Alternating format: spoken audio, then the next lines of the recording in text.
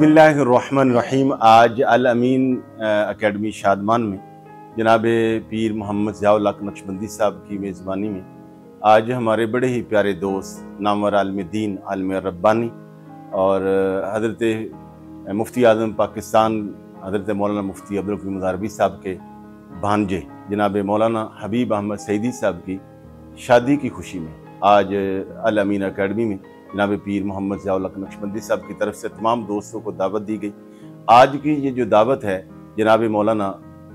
हबीब अहमद सईदी साहब के एजाज़ में है। सारे साथी इनकी खुशी में शरीक होने के लिए आज अल अमीन अकेडमी शादमान में हाज़िर हैं और आज हम जनाब हबीब अहमद सईदी साहब को जो उनका